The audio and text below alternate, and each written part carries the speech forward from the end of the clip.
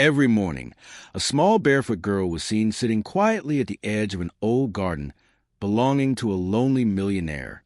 She never played, never spoke, and never looked around. In her fragile hands, she always held a single folded letter, creased, weathered, and protected as if it were the most precious thing she owned. No one knew where she came from or why she kept returning to that same spot. But when the man who lived in that mansion finally gathered the courage to speak to her, the truth he discovered would break his heart and change the course of his life forever. Before we continue, make sure you subscribe to the channel and leave a like on this video.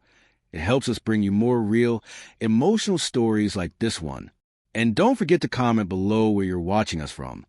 We always love hearing your stories too. On a cold spring morning, Richard Hale was walking to the vast garden behind his secluded estate. It was something he did every day, his quiet morning ritual. He had built a life surrounded by walls, money, and silence. The house stood far from the noise of the city, surrounded by tall trees and iron fences that kept the world away. To anyone looking from the outside, Richard had everything a man could dream of, but those who truly knew him, if any remained, understood that his wealth came with unbearable emptiness. Years ago, Richard had lost his wife in a car accident, and not long after, his only daughter fell ill. The sickness came suddenly, taking her life before he could even understand what had happened. Since then, Richard had changed. He rarely smiled, spoke only when necessary, and spent his days drifting between work and long, silent walks through his garden. The once lively home now felt like a museum filled with ghosts of happier times. That morning, as he walked past the oak trees near the back of the property, something unusual caught his eye. Beneath one of the larger trees sat a little girl, no more than 7 years old. Her yellow dress was worn and dusty, her feet bare and covered with dirt. Her hair hung loosely, tangled and unkempt. She was sitting cross-legged on the ground, holding a folded piece of paper close to her chest. She didn't look up, didn't move, just sat there quietly, as if waiting for someone. Richard stopped walking. For a long moment, he simply stared at her, unsure if what he was seeing was real. The air felt heavy. There shouldn't have been anyone inside his garden. It was completely fenced off. Visitors never came uninvited. Yet here she was, calm and still, as if she belonged there. When he finally took a cautious step forward, the girl looked up. Her eyes were deep, soft, and strangely familiar. For a brief moment, it felt as though she recognized him. Then, without a word, she stood up, clutched the letter to her chest, and ran, disappearing into the trees beyond the garden wall. Richard tried to follow, but his body was too slow, his mind too confused. By the time he reached the edge of the woods, she was gone. He stood there for a while, staring into the forest, his heart pounding with a mixture of fear and curiosity. Later that afternoon, he asked the gardener if he had seen anything unusual recently. The old man hesitated, then nodded. He said the same girl had been appearing for several mornings, always in the same yellow dress, barefoot, holding the same folded letter. Each time someone tried to approach, she would run and vanish into the woods. This troubled Richard deeply. How long had she been coming here? And why hadn't anyone told her before? The gardener explained that they thought she was just a local child playing nearby, nothing more. But Richard couldn't shake the feeling that there was something strange about her presence, something unexplainable. The next morning, he woke earlier than usual. From his bedroom window, he looked toward the garden, half expecting to see her again. At first, there was nothing but mist and dew-covered grass. Then, just as the sun began to rise, he saw her, the same small figure, sitting quietly beneath the same tree, holding that same mysterious piece of paper. Richard's heart raced. He stepped outside quickly, determined to reach her before she could run away again. But as he approached, the girl looked up, and once more, she fled into the trees, disappearing as if she had never been there at all. This strange pattern continued for days. Every morning, at the same hour, the girl would return to the same spot. She would sit silently, clutching her folded letter, and vanish the moment anyone tried to get close. Richard found himself waiting for her each morning, his curiosity growing stronger. There was something about that girl, Something about that letter that refused to leave his thoughts. He didn't know it yet, but the truth she carried would soon uncover a part of his past he thought was lost forever. Lucas stood at the edge of the garden, right where the trimmed grass met the beginnings of the dense wood behind his estate. A border, not just of land, but of emotion. It was early morning, still foggy with mist hanging low, and the world felt unusually quiet. Birds hadn't started their calls. The wind hadn't yet decided to stir. And then, just as he was about to turn inside, he saw her, a small figure, barely more than a shadow at first, move between the trees. Her feet were bare against the cold ground, and her dress, faded blue with petals printed across it, floated slightly as she moved. She wasn't walking toward the estate. She seemed to simply exist out there, as though she belonged to the mist itself. Lucas froze. The coffee in his hand went cold, forgotten. He watched her stand near an overgrown patch of wildflowers, crouch down, and gently touch one like it was something sacred. She couldn't have been older than 10. He was sure he'd never seen her around before. She was too thin, too pale, too quiet, like the stillness wrapped around her came from within. She turned slightly, revealing a piece of paper tightly pinched between her fingers. She held it delicately, like it might crumble if breathed on, and yet so close it seemed like a part of her. Her eyes flicked up, only for a second, meeting Lucas's eyes across the space between them. Her gaze wasn't frightened, but it wasn't inviting either. It was guarded, sad. Then, without warning, she stood up sharply, turned, and disappeared into the trees. Lucas didn't move. He stared after her long after she had vanished. Something about her stuck in his chest, a quiet ache already rooting itself in his ribs. That night, sleep wouldn't come. He lay in bed, turning the moment over again and again. Who was the girl? Why was she there? The property was secured with high walls and gates. No child could have simply wandered in. The path she came from led nowhere, just old fence lines and trees. The next morning, Lucas walked to the same spot with cautious hope. The grass was still wet. There was no sign of her. He searched the tree line, wandered under the old oak arch, and waited almost an hour. But the clearing stayed empty. That night, he told Anna, his longtime housekeeper, about the sighting. She paused, then folded her arms. You seen her too? Lucas blinked. What do you mean, too? Anna leaned against the countertop. There's been whispers among the staff. Lauren said she saw a little girl by the hedge 2 weeks ago at dawn. Didn't say nothing to anyone. Thought it was a dream. And you know Peter, the gardener? Said he spotted someone darting behind the willow, looking half-starved 3 mornings back. Same girl. He tried to call to her, but she ran off. Lucas felt a strange tightening in his chest. Why hasn't anyone reported it? Saw her once, then gone. Like a ghost. And no one wants to sound crazy. Lucas didn't say anything, but Anna's words, like a ghost, echoed. The following morning, he walked out again even earlier, and there she was. Same spot, same blue dress. This time, she was sitting under the large pine at the edge of the garden. Though the morning was bitter with autumn chill, she sat barefoot, hugging her knees while staring ahead at nothing. The paper was in her lap. When she heard Lucas approaching, her body tensed, but she didn't run this time. He stopped a respectful 10 feet away. Hi, he said gently, his voice catching the cold air. She didn't answer. Her eyes flicked to the paper, then back to the trees. I don't want to scare you, he added after a long pause. Still nothing. Lucas crouched slightly to her level. Are you okay? Silence. He slowly pulled a sandwich from his jacket pocket, a peace offering. You hungry? Her eyes flicked to it, then away quickly, like she wanted it but didn't trust him. And after a moment of frozen stillness, she stood up without a word, turned, and walked swiftly into the woods again. But this time, she left behind a fold of the note. Lucas didn't move for a second. Then he rushed forward, knelt, and picked it up. It was torn from a larger page, dirty and slightly wet. But the words were still visible. I'll find you when the moon changes. Wait where we used to dream. No name. Just that. Lucas memorized the writing. It wasn't printed like a child's note might be. It was careful and cursive, the kind of handwriting people don't use anymore. and something about it felt familiar. He carried the note back into the house like it was made of glass. Once inside, he laid it on his desk and stared at it for a long while. Was this a clue, a memory, or a piece of grief too heavy for a child to carry alone?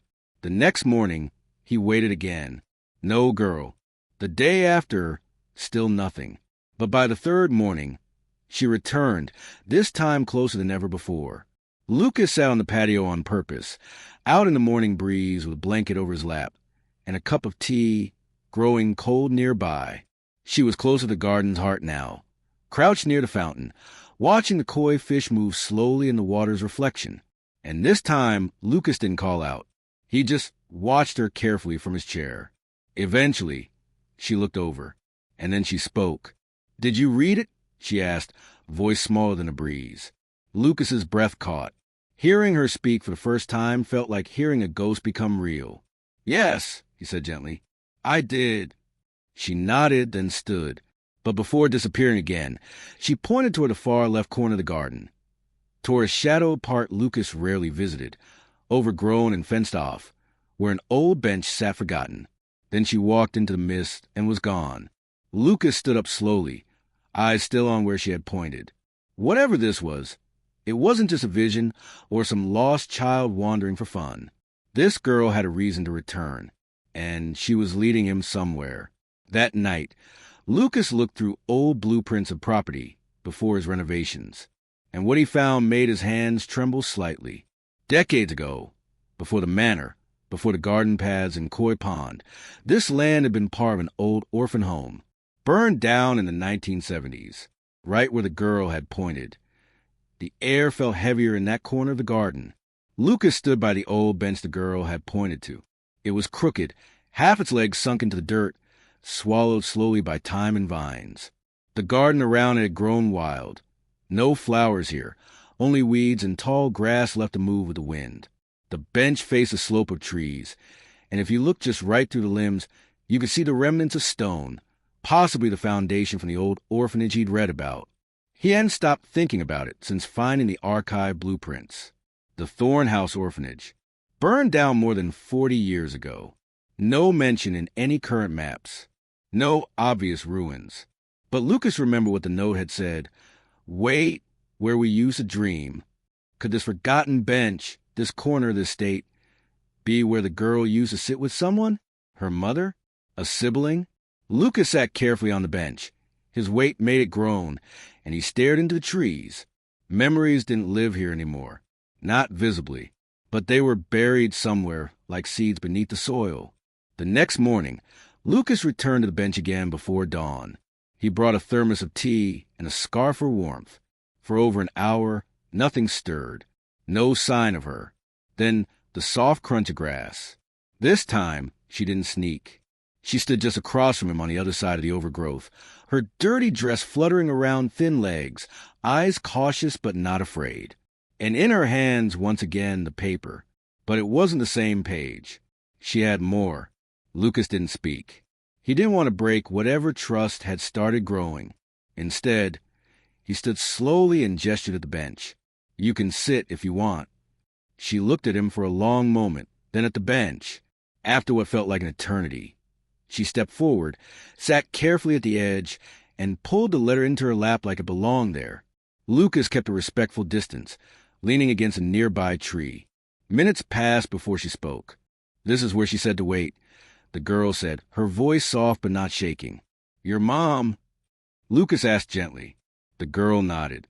"She said this place would be ours. We used to talk here, draw, before the big place was built." Lucas glanced over his shoulder at the towering estate. "You knew this land before it became mine?" "I was little," she whispered. "I don't remember a lot.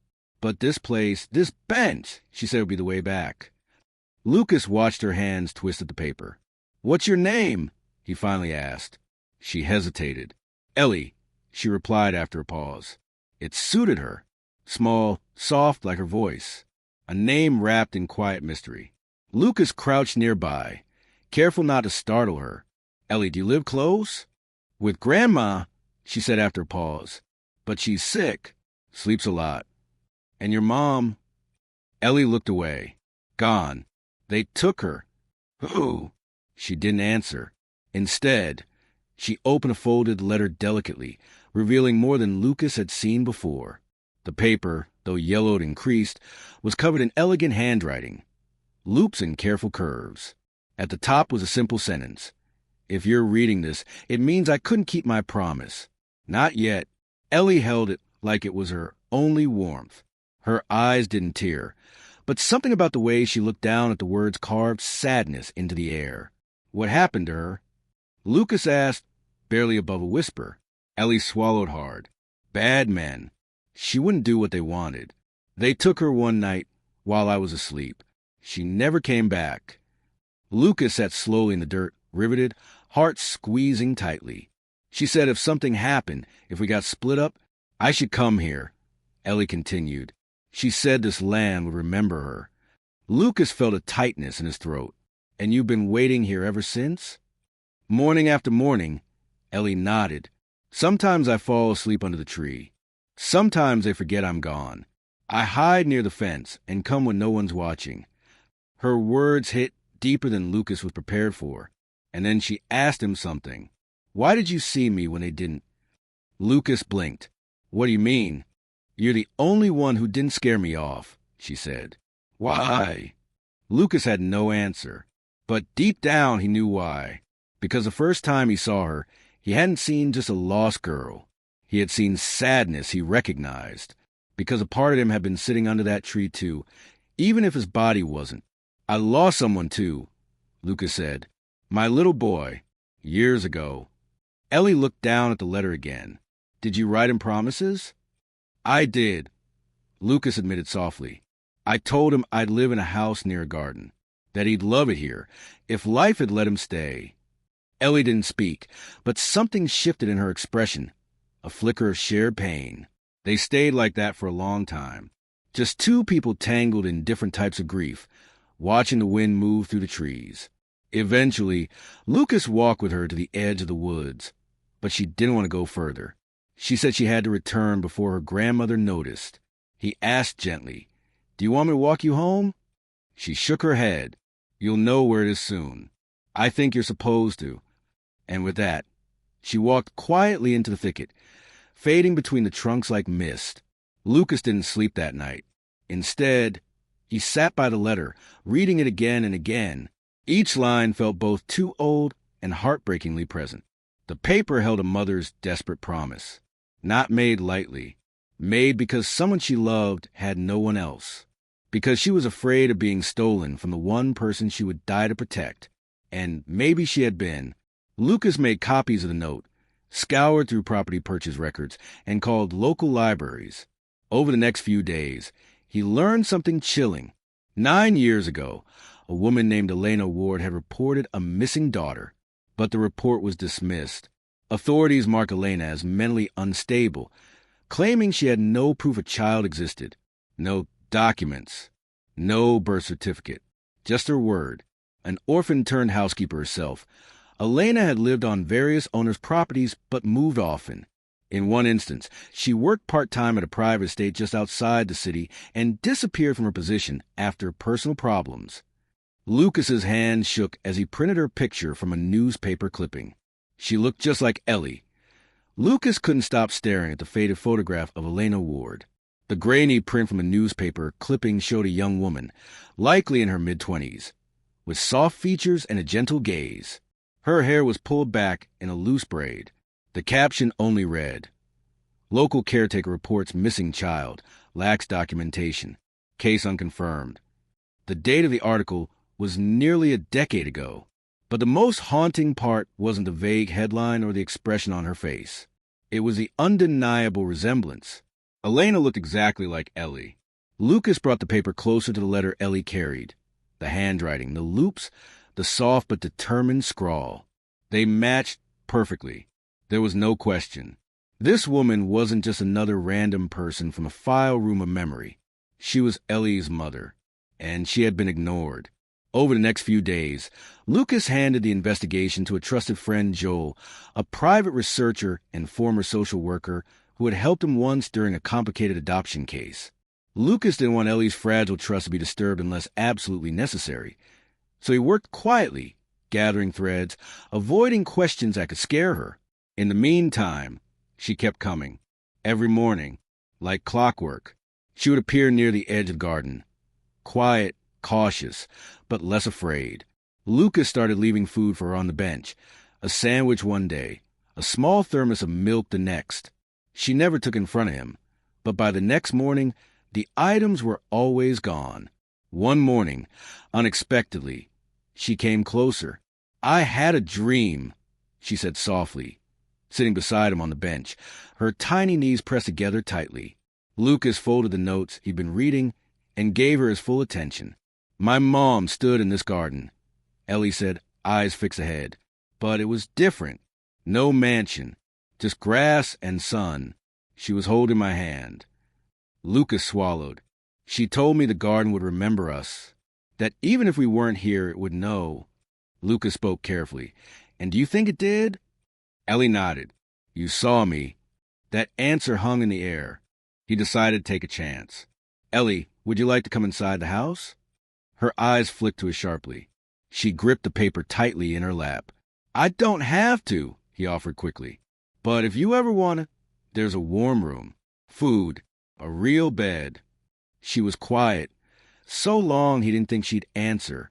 Then she whispered, "I want to see the room." "Which room?" She looked up at him, eyes more alive than he'd ever seen them. "The one that remembers her." That night, Lucas walked through the house with a different kind of gaze. He walked upstairs to a guest room that hadn't been touched in years. No one ever used it. But something about it, maybe the floral wallpaper, or the way the light entered just right in the afternoons, felt like it had been waiting for someone. He had never connected it to anything. Until now. The next morning, for the first time, Ellie accepted his invitation.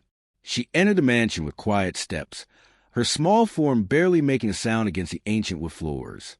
Lucas had warned the staff ahead of time, asked them to stay out of sight, and they had agreed, curious but respectful. He didn't guide Ellie with words. He just walked quietly, stopping at that second-floor room. When he opened the door, Ellie paused, looking past his shoulder. Her lips parted slightly. "This was hers," she said. Lucas stood still. "I remember the curtains," she whispered, inching inside. "And that chair. I used to sit there." She braided my hair. Lucas felt his chest tighten as he followed her inside. The room wasn't entirely uncommon.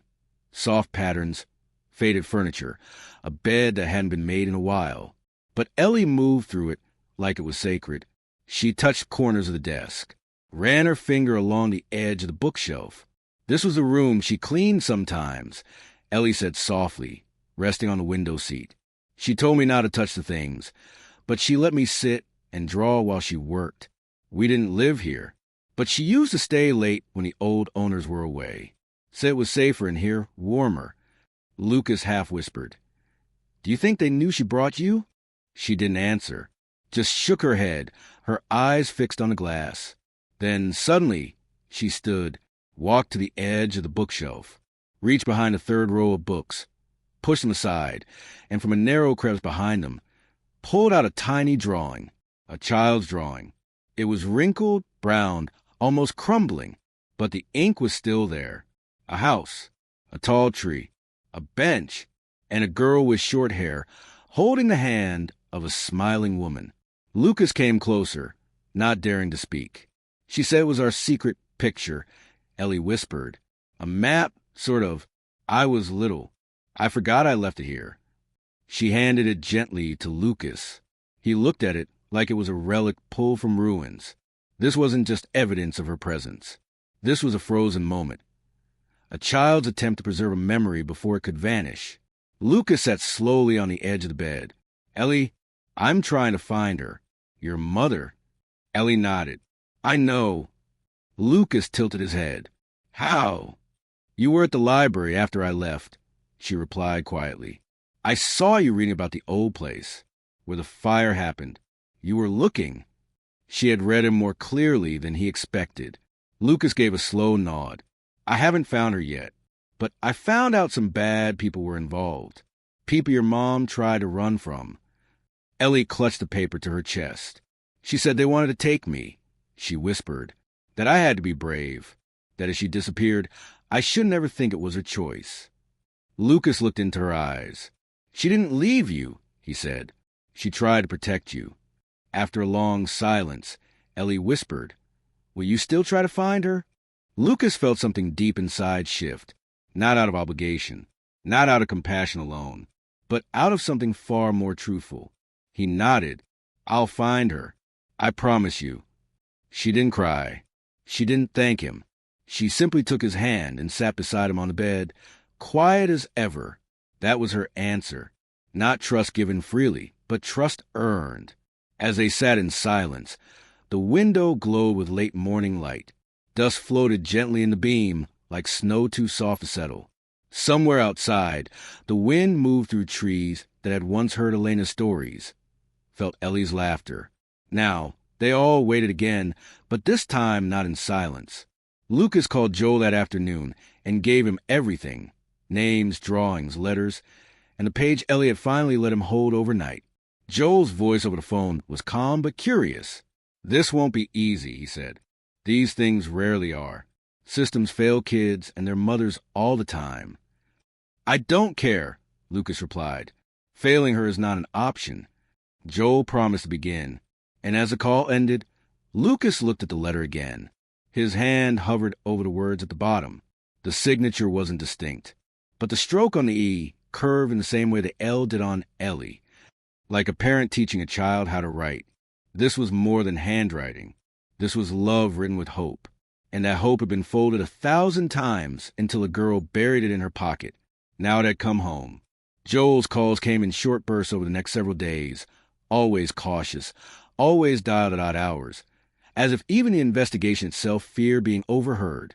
This woman, Elena Ward, he began one night, her trail is thin, almost erased.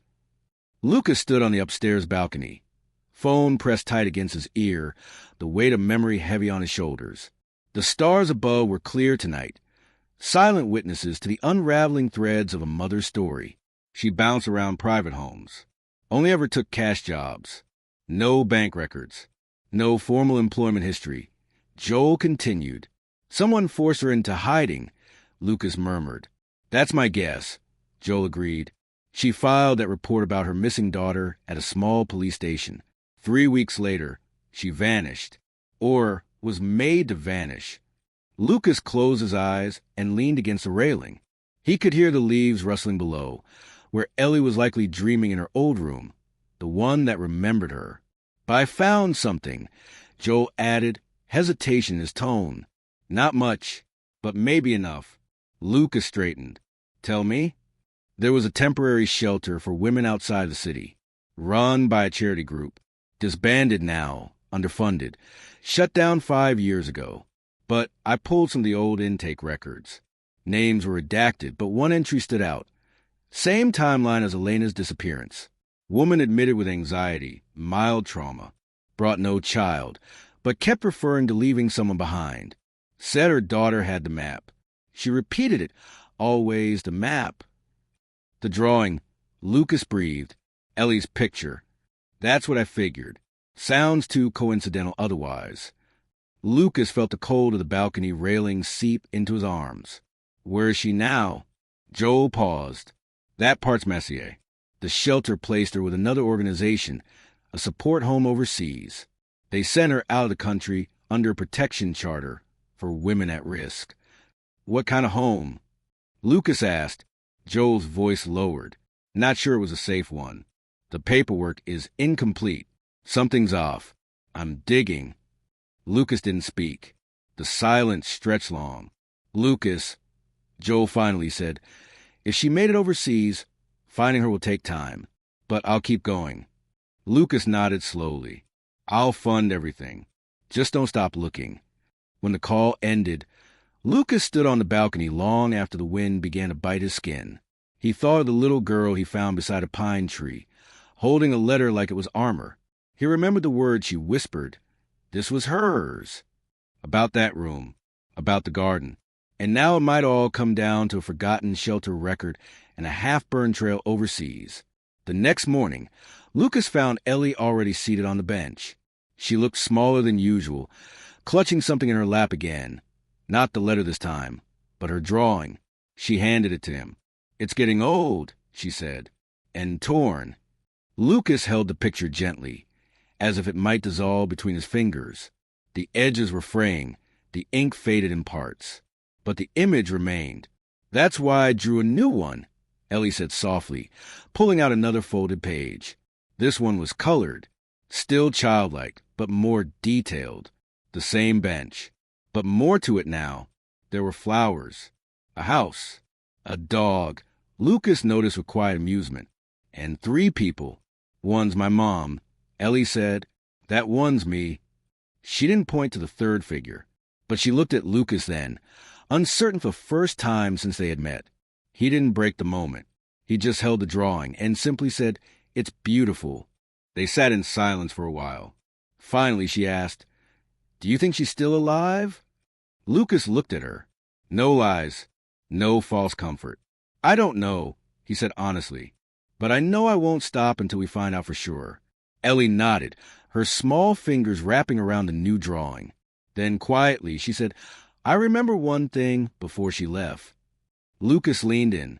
She wrote something in the dust, on the back of a mirror in the place we stayed. Lucas lifted a brow. "What was it?" Ellie's voice dropped almost to a whisper. "Wait where the flowers grow wild." Lucas looked around. The entire garden was curated, trimmed, controlled, but one spot near the far edge beyond the old trellis had been left untouched. Vines grew over the gate, and wildflowers bloomed in unpredictable bursts, as if resisting the rest of the property's order. "Come with me," Lucas said. He held out a hand. This time, she took it. They walked together, hand in hand, through the winding trails until they reached the trellis cloaked in green. Lucas pulled back the hanging vines carefully, revealing the wild patch. She looked at it slowly. "This is it." Lucas looked down at the earth. His eyes scanned the overgrown roots and petals. And then both of them saw it at once. A stone, half buried, covered in moss. Lucas crouched to uncover it. It wasn't a gravestone. It wasn't marked by any tool or name, but etched faintly into the surface, as though done with a dull rock or twig, was a name. Elena. It wasn't her burying place. It was her memory anchor. She left it for someone to find, Ellie said. "For you?" Lucas whispered. "So you know she had been here." He wiped the dirt from the stone surface and gently pressed the wildflowers aside. Then, standing slowly beside Ellie, he said, "Whatever this meant, it means she tried. She left you a trail, Ellie." Ellie stood in front of the stone and gently pressed her palm to the carved name. And for the first time, she let her tears fall. Not a sobbing storm, but small drops. Drops that transformed her face from quiet strength into a child again. A child who waited too long, hoped too hard, and now, finally, received something tangible. Lucas knelt beside her. "She's not forgotten," he said. "She never gave up," Ellie whispered. They stayed there for a long time. And when the wind passed again to the wildflowers, something about it felt grateful. That night, Lucas went through every old document the estate held from previous owners. Purchase histories, renovation logs, security notes. Tucked at the bottom of a forgotten drawer, he found a name scrawled in fading pen on a delivery form from over a decade ago. E. Ward, cleaning staff temp. The address listed wasn't far. He drove there the next morning. An old house, overgrown fence, mailbox crooked. Dust covered the windows. Vacant for years. A neighbor, an older woman with strong perfume and thick curls, stood watering a patch of browning leaves. Lucas introduced himself and asked about the former tenants. He didn't say the name at first, just asked if a woman lived there with a small child, some years ago. The woman squinted at him, then nodded slowly. "Eleni? No, Elena. No, Elena. That's it. Thin one. Kind. Always kept her own." "Did she have a daughter?" Lucas asked. "She did." The woman nodded. Little shadow of a thing. Followed her around, always quiet. I used to leave fruit out sometimes, but Elena kept her close. Real protective. Then one day, gone. Just like that. I wondered if someone had taken them. Lucas's heart squeezed. The neighbor sighed. We don't have folks like them around anymore. She was the good kind. Struggled, but never begged. We all knew something bad had happened, but she never said much. Lucas thanked her and walked the perimeter of the empty house. The windows remained shut, but standing in the back, he peered into the overgrown yard. There, under a bent tree, an old piece of wood stuck in the ground. A faded sign, hand-painted, barely visible. Ellie's garden. Lucas stepped back, winded. This wasn't just a mystery anymore. It was someone's life, fragile, buried, but not lost. And now, the search would not stop. The day after Lucas found the weathered sign marked Ellie's garden, he couldn't shake the weight of what he'd seen. That back fence, the crooked paint, the hand forming a child's name letter by letter. It wasn't just evidence of love. It was proof that Elena had poured every last bit of herself into leaving marks behind for her daughter to follow. Marks no one else ever looked for. Until now. And as autumn winds folded to the trees of his estate, Lucas knew the search for Elena Ward was no longer an act of help. It was a promise, a pact. That afternoon, he met Joel on the edge of town. Somehow, the air there felt sharper, colder. Lucas sat across the booth at the sleepy highway diner Joel preferred for private conversations. A steaming cup of coffee rested between his palms, untouched. Joel pulled out a worn leather folder and passed it silently across the table. Lucas opened it slowly. Passport scans, overseas medical logs, a short, handwritten note from a caregiver in another country. One photo, small and blurred. But it was Elena, older now, thinner, her hair shorter. But the eyes? Still haunted, still watching for something, or someone. She's alive, Joel said softly. Lucas blinked at him, trying to keep the rush of emotion from overtaking his breath. Where is she? Portugal, Joel replied. A facility that was closed down last year. It was supposed to help migrant women, but it got quietly pulled apart. There were allegations of labor exploitation. Elena was listed as volunteer support staff, likely unpaid. When it fell apart, the women scattered. Lucas sat back. And now, she's not on record anywhere current. But one nurse I spoke with said she remembered her. Said the woman always kept a tiny paper tucked in her clothes, like a letter, worn down to nearly nothing. Joel paused. I asked what was written on it. She said it wasn't fully readable, but one part stood out. Lucas looked up. Joel whispered, "Don't forget the tree." Lucas's vision blurred for a moment. She's trying to find her way back. Always was. They left the diner just as the sky turned orange with evening. Before they parted, Lucas handed Joel a blank check. I don't care about cost, he said. I care about speed. I need to bring her home. Joel nodded once and tucked the check into his coat. I'll book the flight in the morning. From the moment Lucas stepped into the house that night, the silence felt less like peace and more like anticipation. Ellie greeted him near the library, where she now liked to spend time drawing. She looked up from her chair, a half-finished sketch of a tree laid out on the table. You found something, she said, before he even spoke. Lucas always marveled at her intuition. I found her, he said. Ellie didn't jump, didn't cry. She just tilted her head, processing. Is she coming back? She asked. Lucas knelt in front of her. I'm going to go to her, he said. But she may not be sure she can still come home. Maybe she doesn't know what's waiting for her anymore. Ellie's voice was small. You have to tell her. I will. And bring her the letter, she added. She'll know it.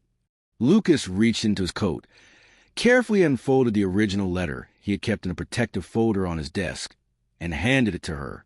Ellie touched it reverently, her fingers brushing over the delicate creases, the tear-stained corners, then nodded. Her voice turned to a whisper. It's always led us back. The next morning, Lucas began packing for Portugal. He left instructions to the staff and ensured Ellie had everything she needed. Anna, the longtime housekeeper, had naturally stepped into a caretaker's role, quietly learning how to prepare mornings the way Ellie liked them. Soft-boiled eggs, chamomile tea when she couldn't sleep, spare crayons in the kitchen drawer. Before he left, Lucas handed Ellie a folded copy of the new drawing she had made, the one with the house, the garden, and the family. She handed him something in return, a scarf, her own scarf, small, worn, faded pink. It still smells like garden, she said. Lucas wrapped it around his wrist gently. I'll give it to her. He left quietly, not wanting to make the goodbye too heavy. As the car pulled from the estate's long driveway, Ellie stood near the window of the second-floor room. Her room now, watching the car fade into the trees. She didn't smile, but she didn't cry either. She waited in the way she had always waited. Only this time, now, she wasn't alone. Portugal was quieter than Lucas expected. The countryside rolled out in endless rise and fall, soft-planted fields and distant hills that broke in symmetrical lines under the clouds. Joel's directions brought him to a small village outside Faro, a place that didn't have street names so much as shapes and turns. The house was low and windowless in places. A community shelter, now turned quiet, rumor-shadowed recovery center. Someone still manned the door, an older man, perhaps in his 60s, with kind eyes and worn hands. Senor Ward, the old man asked, reading from a paper Lucas gave him. No, I'm here for her, Lucas said. Elena. The man led him through a narrow corridor and up a tight stairwell. The faint smell of soaps and cleaning powder lingered in the walls. She doesn't speak anymore, the man offered quietly, as they reached the upper floor. Lucas didn't answer. Elena sat near a window, her back to the door. Her hair was shorter, slightly grayed, a long shawl wrapped around thin shoulders. She looked like a ghost of the photo Joel had uncovered. But when Lucas entered, something about her posture changed. You are from where? She asked without turning. Her voice, still soft, still careful. Lucas stepped forward, reached slowly into his coat pocket. I brought something, he said.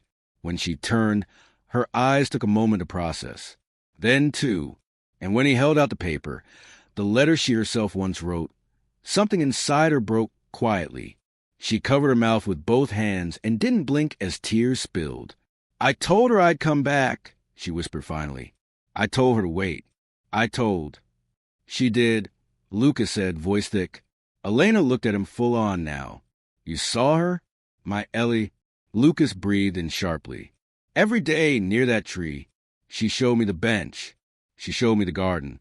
She's been waiting all this time. Elena collapsed into the chair like her bones had lost structure. But how? Why would she? No one believed. She started panicking. Lucas knelt beside her. Because she knew you didn't leave her, he said. She knew the letter meant something. Every single morning, she showed up, and that's how I found her. Elena gripped his arm, desperate. Is she okay? My little girl. She's not so little anymore, he said with a soft smile. But she's safe. And she remembers everything. They sat like that for nearly an hour before any practical discussion began. Joel's arrangements had already begun behind the scenes. Documentation, legal recovery files, international transition programs. But all of that faded in importance. All Elena said was, take me home. When Lucas stepped back onto the plane, Elena at his side, and the scarf Ellie sent in her grip, her hands trembled the moment they buckled in. It's real, isn't it? She whispered. This isn't just hope? Lucas smiled gently. This is what hope becomes. The flight was long, but Elena barely spoke beyond small questions between moments of silence. She kept muttering Ellie's name under her breath, like it might vanish in her sleep.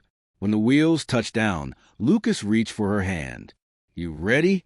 Elena nodded, brushing her fingers across the paper in her lap. Her letter, the note that survived rain, years, and grief. It had returned home, and this time it brought her with it. At the mansion, Ellie waited on the stone path leading to the garden, her small body racked with anticipation. She didn't move as the sleek black car rolled past the gate, didn't flinch as the doors opened. The moment Elena stepped out, thin but standing, her eyes holding the morning sun more fiercely than Lucas had ever seen, Ellie's expression broke wide with something between disbelief and overwhelming relief. They moved at the same time. No words, just movement, just arms. And when they collided into each other, Gasping through sobs and laughter and memory, the house and garden and birds above held their breath. Lucas stood back, letting mother and daughter find one another again, in soil once filled with waiting, now overflowing with return. The finder's pact had been fulfilled. Hope was no longer paper. It was flesh. It was breath. It was family.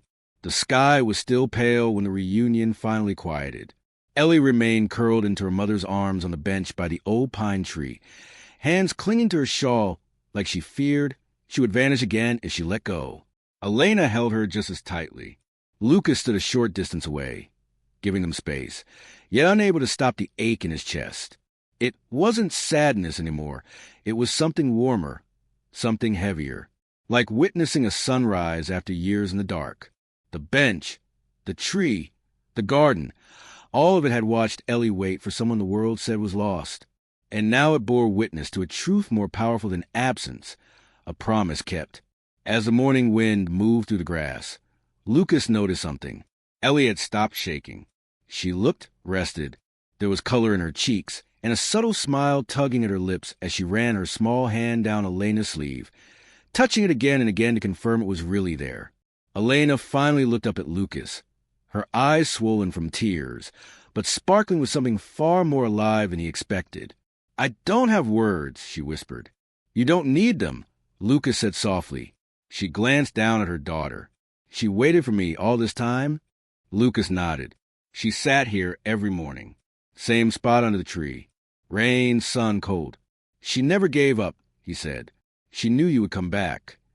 Elena's throat caught. "I always meant to. But they took everything." "I know," he replied. "But they couldn't take this." He gestured to the tree, the bench, the winding garden path that now brimmed with meaning. As if summoned by his words, Ellie reached into her small backpack and pulled something out. Her 2 drawings.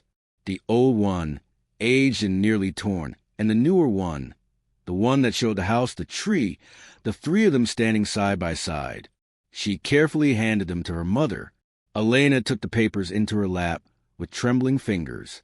She looked down, first at the fading sketch of a home that no longer existed, then at the brightly colored one Ellie had drawn more recently. The progression was clear. One showed a memory. The other, hope renewed.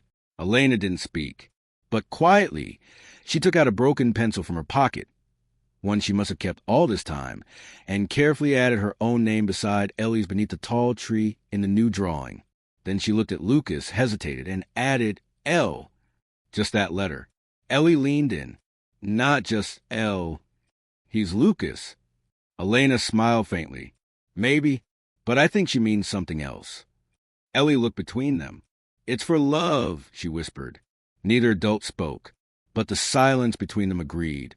Inside the house, Anna had already prepared something warm. Elena stepped through the mansion's grand front doorway slowly, like she was unsure she belonged. Her eyes scanned the tall ceilings, the polished wood floors, the beams of light that reached through the huge windows. "This place is," she trailed off. "It's home now," Lucas said behind her. "For both of you." Anna greeted them with grace, her eyes misting as soon as she saw Ellie lead her mother by the hand toward the kitchen. "She's home," Anna mouthed silently to Lucas, clutching her apron with both hands. Lucas nodded. That night, they didn't have a celebratory feast. Instead, they had quiet peace. Elena barely touched her food, not out of disrespect, but because everything tasted so new, too real to be trusted just yet. Ellie talked more than usual. She described the garden in the spring, how the rain made patterns on glass at night, how Lucas never raised his voice, how the room upstairs remembered her. Lucas listened with a tight chest, watching Elena's emotions shift between guilt, awe, and slow, cautious joy. After dinner, Ellie insisted they all sit under the tree once more, this time wrapped together in thick blankets under the stars. No words, just presence. The garden seemed to hum with a kind of knowledge. It had remembered. It had waited. It had held a place for a little girl and her dreams. And now, it whispered to the trees that they were no longer waiting. The next few days moved gently. Elena settled into a guest room upstairs. Lucas insisted on comfort, and though at first she resisted such kindness, She eventually accepted his care with quiet gratitude. Ellie stayed close to her mother during the day, but continued her habits, drawing, running barefoot on the lawn, sitting in the soft grass near the lilies that had begun to bloom again. Lucas watched from a distance, not as an observer, but as someone who had once lived in the broken edges of silence and now found himself in the soft folds of renewal. Eventually, Elena began speaking more. Some nights, she confessed one evening over tea, I used to think I imagined her, that she was just a dream I loved too much to let go of. Lucas didn't interrupt. I remembered her laugh the most, Elena continued. But then I couldn't, and I thought the forgetting meant I didn't love her enough. Lucas placed his cup down gently. You didn't forget her, he said. You let time blur the edges so you could survive. Elena blinked back sudden tears. But she never forgot me, she whispered. She remembered everything. She remembered for both of you, Lucas said. Outside, Ellie was tying leaves together with thread to weave bracelets for the trees. Elena watched her through the window. It's like she never needed proof. She just knew I wouldn't break the promise. Because some promises become part of who we are, Lucas said gently. That's how she carried it so long. Elena turned to him, her gaze deep with memory. You didn't have to help us. You barely knew her. Lucas looked back through the glass, watching Ellie dance barefoot through fallen leaves. I didn't have to, he said, but I saw her, like she was calling back a lost part of me. Did she? Elena asked quietly. Lucas didn't answer right away. Then he nodded. Yes. One morning, Ellie ran downstairs with another drawing. This one wasn't like the others. It was simple. A house, a garden, a bench under a tree, and 3 names written carefully by a child's hand beneath them. Ellie, Elena, Lucas. She handed it to Lucas with a bright smile. Now the garden knows our names. He looked at the drawing for a long time, unable to speak. It felt more real than home deeds or passport stamps. It was a confirmation. That evening, Lucas stood outside near the same bench, the note in his coat pocket. The wind was beginning to carry the chill of winter, but he didn't mind. Behind him, he heard soft footsteps. He turned. Elena, wrapped in one of Anna's sweaters, stepped beside him. She called you something this morning, she said. Lucas looked at her. She said, Garden Dad. Elena smiled. Said like it was the most normal thing in the world. Lucas laughed lightly, surprised by the warmth in his chest. That might be the best name I've ever been given. She thinks you belong to the garden, Elena said. Lucas nodded. His voice was quiet. I think I do now. They sat together on the bench where Ellie once waited alone. Now, the air that surrounded it didn't feel hollow. It thrummed gently with life. Lucas looked upward through the branches. I never thought life would open its heart again. Elena's voice was soft, but it did. Their hands brushed gently on the bench. No pressure, no expectations, just presence. The garden didn't need grand declarations. It recognized something truer, that healing doesn't come all at once. It grows slowly, like roots intertwining underground before anything appears on the surface. And here, in the stillness beneath softly rustling leaves, something had started to bloom. Weeks passed, slowly, softly, quietly enough that, for once, no one noticed time slipping by. Not with dread, but with peace. The mansion that once echoed with the footsteps of someone walking alone now thrummed with gentle rituals.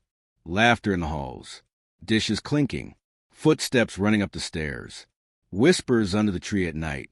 The garden no longer carried the weight of waiting. It had changed, the way soil changes after the first rain in years, ready for something new to grow. Every morning now began the same way. Ellie would wake first. She'd tiptoe across the hallway in her socks, gently open her mother's door and whisper a simple greeting. We're still here. Elena never replied right away.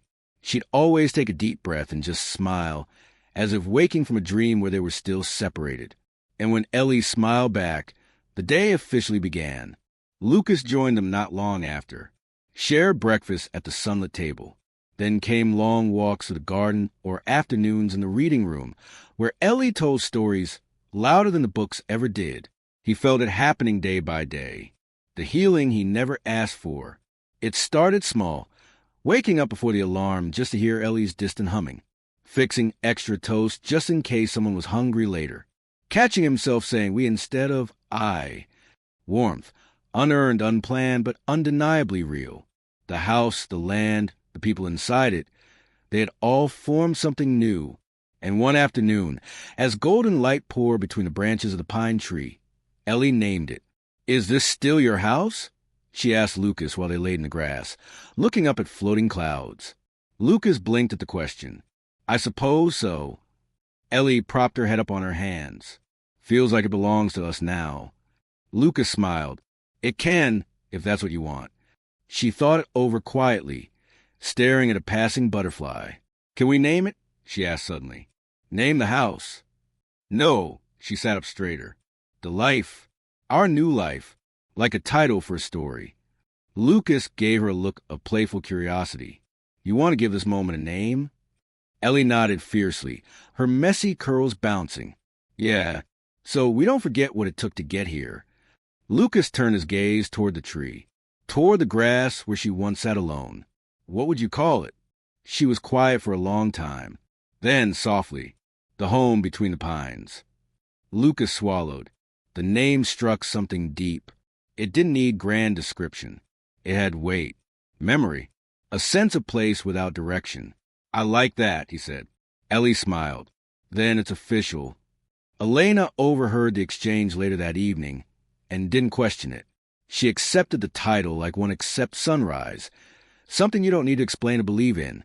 In quiet corners of the house, her own edges softened. Too. She hummed softly when she did the dishes now. She lingered longer at windows. She began writing again, small notes to herself, long letters to Ellie she never sent, entries in a journal Lucas quietly left beside her bed one day with no words exchanged.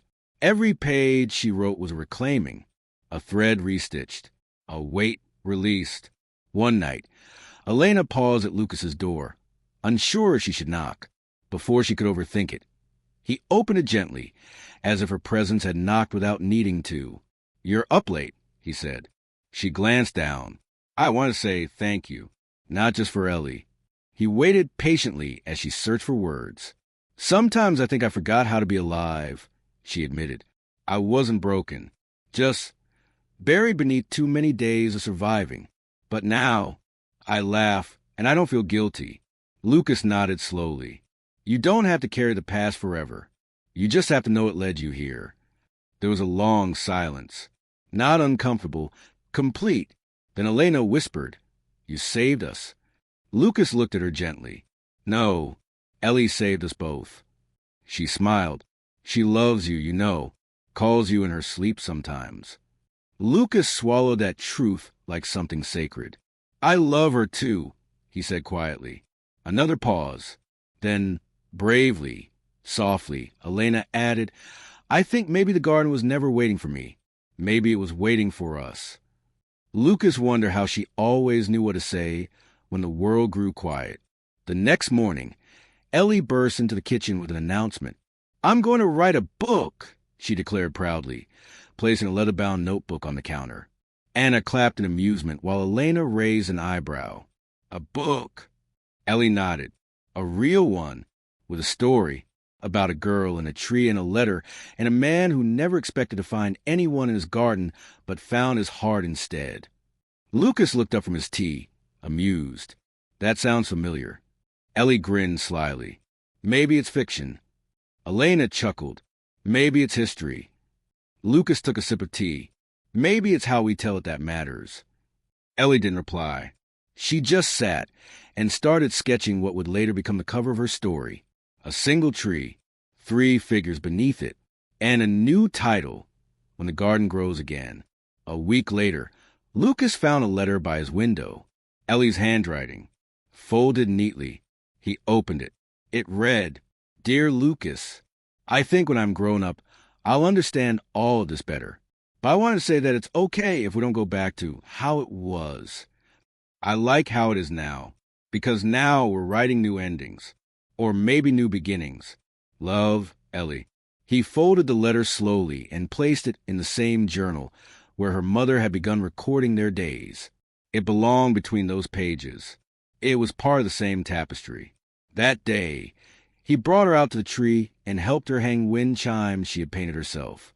Every breeze sent soft music humming through the air, sliding between flower petals and ivy with gentle notes that sounded like laughter. The tree didn't carry the weight of memory anymore. It sang. On a crisp autumn morning, a legal document arrived from the county clerk's office. Lucas had filed it quietly, without making a moment of stress or spectacle. Elena had signed first. Then Lucas. Ellie, after asking if she could use glitter stickers on the official paper, signed last in big, shaky letters. The document made it formal. Guardianship. Lucas was now, legally, a permanent part of Ellie's life.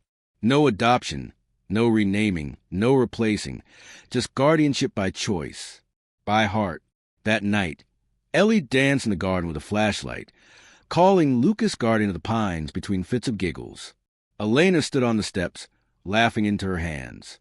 Lucas watched them both and thought how strange life could be, how it takes everything at once sometimes, and then, when you settled your breath again, starts handing you the pieces back, but rearranged, better, real.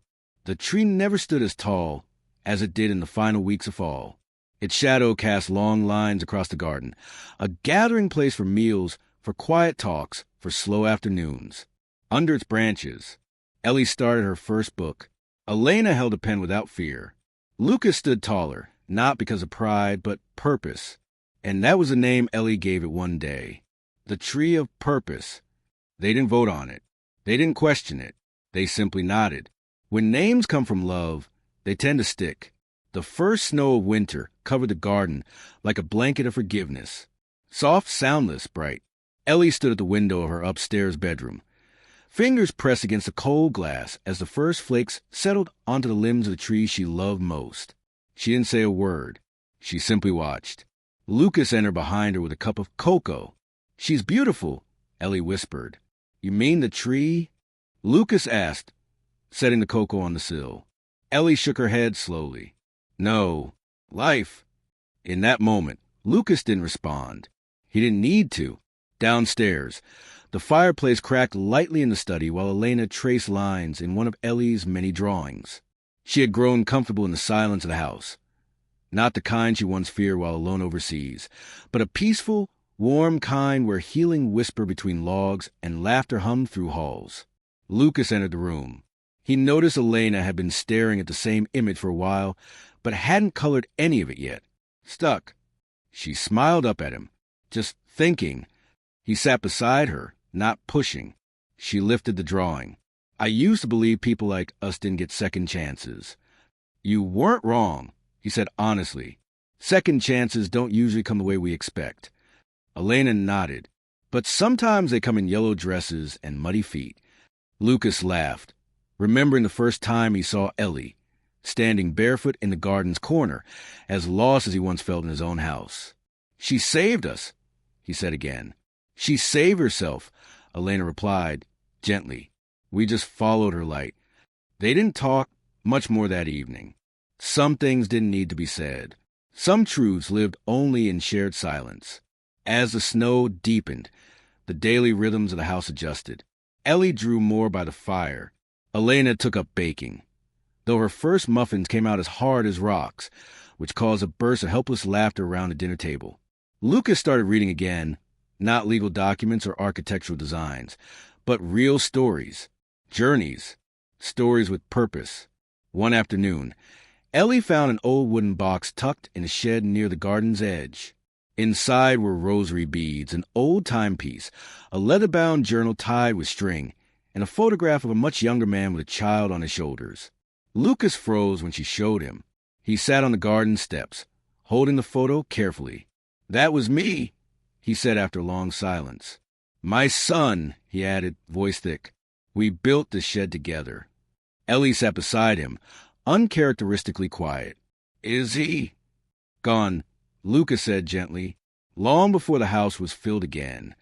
She leaned against him, soft as snowfall.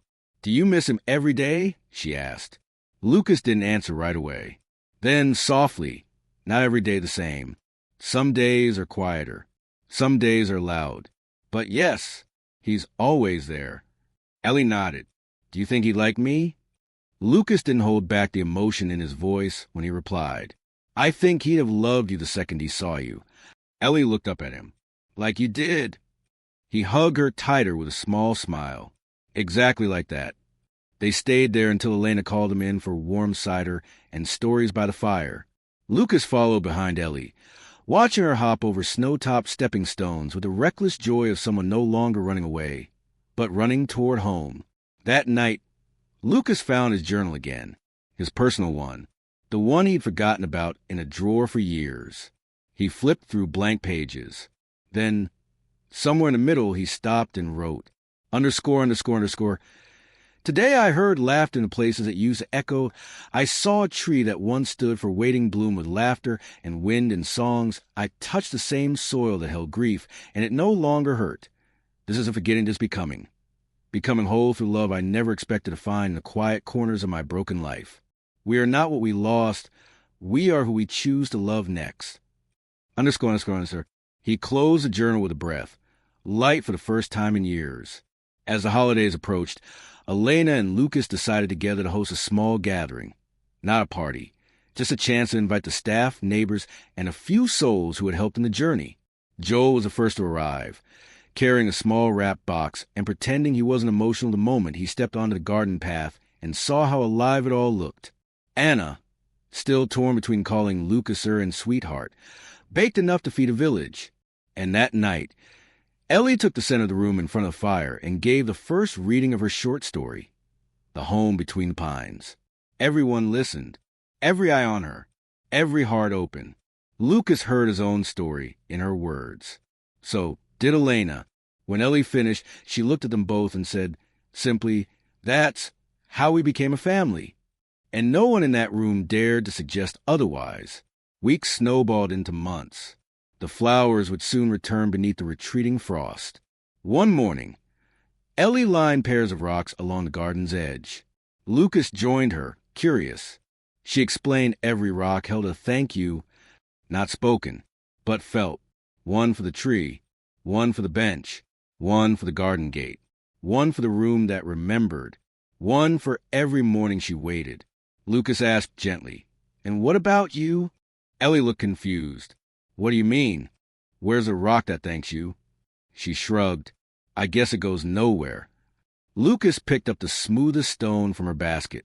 He placed it gently on the seat of the garden bench and whispered, Then I think we'll thank you, right here, every time we sit down. She smiled wide, nodding, and for a long time neither said a word, because there was nothing left to prove, nothing left to chase. Just roots now, real, slow-growing roots that held. One final afternoon, Elena turned to Lucas while they stood watching Ellie read in the grass, her small figure leaning into the sun like a sunflower. She calls this her forever season, Elena said. Lucas tilted his head. Why? Elena smiled, because she says it feels like even the sad things bloomed into something good. Lucas watched the breeze move through her curls, through the tall grass behind her, the leaves of the pine tree casting shadows that danced across her arms like music notes. I think she's right, he said. Then, after a pause, when I first saw her, I thought maybe I was seeing a ghost, a memory I didn't know I had. Elena turned to him, her voice quiet. And now, Lucas looked at her. I think I saw the rest of my life walking barefoot into my garden. She took his hand. They stood like that for a while, not holding on for safety or out of uncertainty, but out of presence, out of sharing a now built on then. When Ellie ran to them a moment later, clutching a page of fresh drawings and squealing about dandelions, they pulled her between them without question. There was no one day anymore. There was just this, a home, a family, a life. Not because of walls or signatures or gifts returned, but because every mistake, every heartache, every loss found its way here, to this moment, under the sky, beneath this tree, in this garden, where things didn't end. They began that I'm truly grateful you stayed with me all the way to the end. Thank you so much for watching. Let me know in the comments what part touched you the most or what moment stayed with you. And don't forget to subscribe for more stories like this. Until next time.